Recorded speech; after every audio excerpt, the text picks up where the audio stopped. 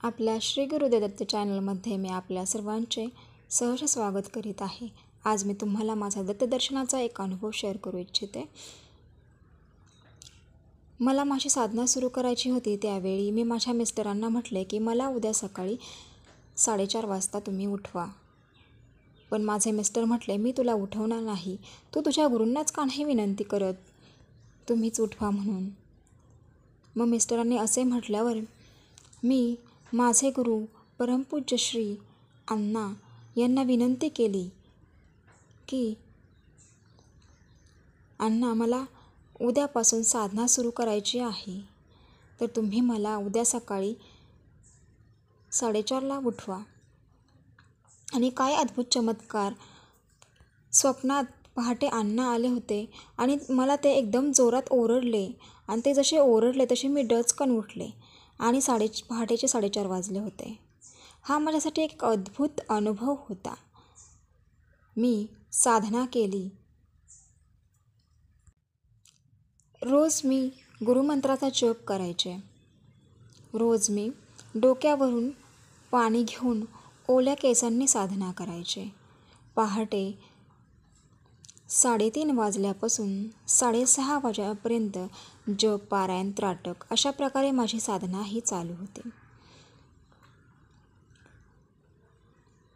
रोजनिशी साधना करताना नवीन नवीन अनुभव हे यायचे. इतर वेळेस मंत्र जप चालूच होता.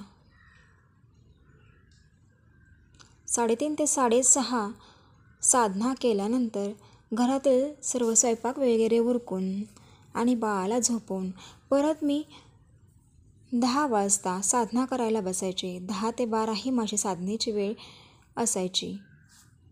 12 वाजता साधना करत नसे, कारण 12 वाजता महाराजांची भिक्षा मागण्याची वेळ होती आणि मग 12 वाजता मी जेवायचे. तोपर्यंत मी काहीच खात नव्हते. 12 वाजता मी जेवायला घ्यायचे तेव्हा महाराजांना म्हणायचे की महाराज तुम्ही पण जेवायला या, महाराज तुम्ही पाणी प्या, असं म्हणत मी जेवण करायचे आणि पाणी प्यायचे.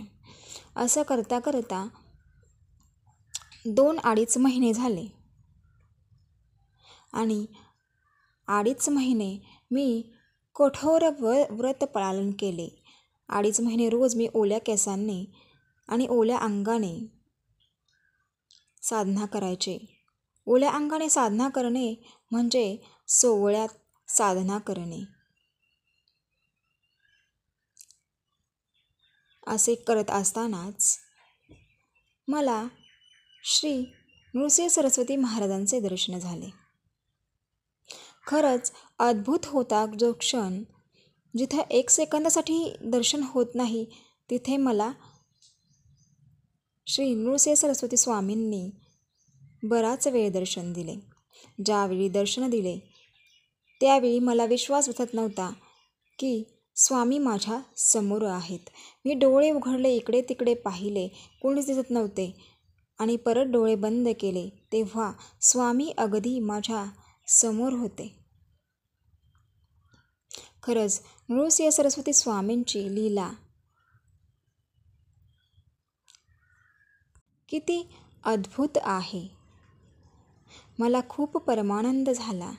मी म्हटले होते की ज्यावेळेस मला दत्तदर्शन होईल त्यावेळेस पहिल्यांदा मी माझ्या मिस्टरांना सांगेल, परंतु त्या अद्भुत आनंदाची, परमानंदाची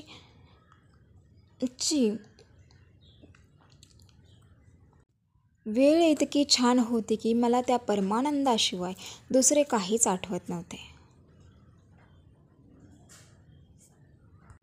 ज्या गोष्टीचे मला वेड लागलेले होते ती गोष्ट प्रत्यक्ष मला माझ्या डोळ्यासमोर दिसली. हेच माझे अहोभाग्य आहे.